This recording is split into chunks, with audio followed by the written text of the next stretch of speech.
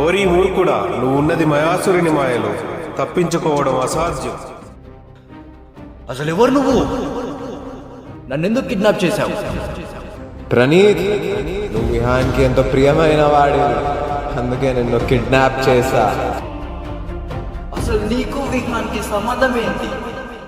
వైనతేయును కలుసుకున్న విహాన్ తన జన్మకు అసలు కారణం అమృతం అని తెలుసుకుంటాడు.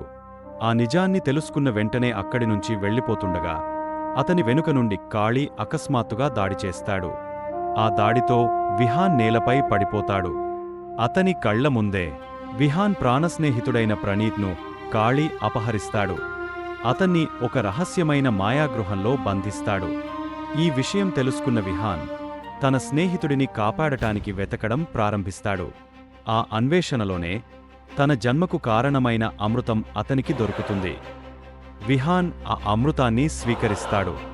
అమృత శక్తిని పొందిన తరువాత తన లక్ష్యాన్ని మరింత దృఢంగా ముందుకు తీసుకెళ్తాడు. ప్రణీత్ను వెతుకుతూ వెళ్లే ఆ ప్రయాణంలో విహాన్ మాయాసురుని కలుస్తాడు.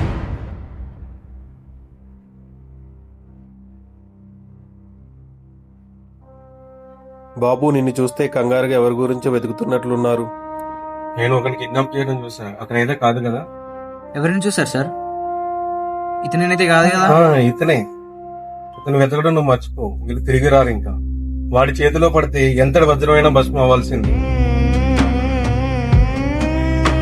వాడు కన్ను పడితే ఎంతటి సముద్రమైన ఆవిరి అయిపోవాల్సింది. అసలు వాడు మనిషే కాదు.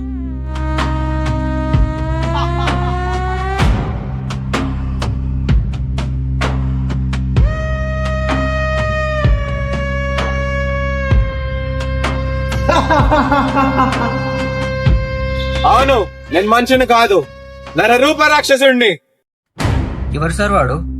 వాడు ఎంత పవర్ఫుల్ అయినా సరే నేను వెళ్ళి మా వాళ్ళని తీసుకొస్తాను. వాడి పేరు చెప్తేనే వెన్నులోంచి వెనుక పుడుతుంది.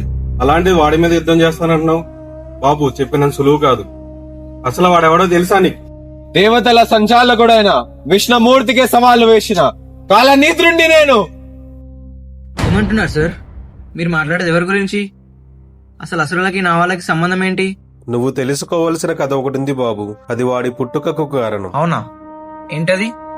క్షీరసాగర మదనంలో విష్ణుమూర్తి మా అసురులని మోసం చేసి అమృతాన్ని దక్కించుకున్నాడు. నాకెంతో ప్రియమైన మిత్రులు రావు కేతువులు నాకు కాకుండా అసంపూర్ణం చేశాడు. అందుకే అమృతం కోసం మా విష్ణుమూర్తి మా అసురు జాతిని మోసం చేశాడు.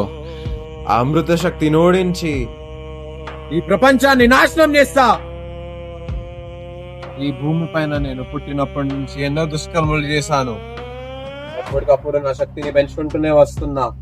కొన్ని శతాబ్దాలుగా శివునికి తపస్సు చేసి నేను వరం పొందాను. ఆ వరం వల్ల నేను ఎంతో శక్తివంతుడైనాను. నువ్వెవరితో పెట్టుకుంటున్నావో తెలుసా?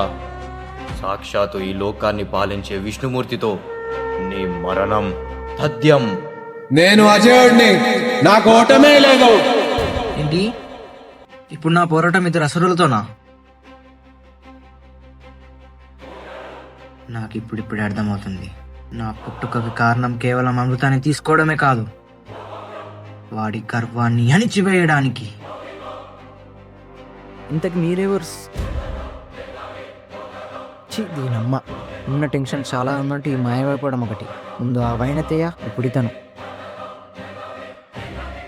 కాలనిత్రా. మాయాసురా, ప్రభు, వెళ్ళు మాయాసురా. ఆ విహాన్కి నా గురించి విడమార్చి చెప్పి నా దగ్గరికి క్షేమంగా పంపియు. చిత్తం ప్రభు.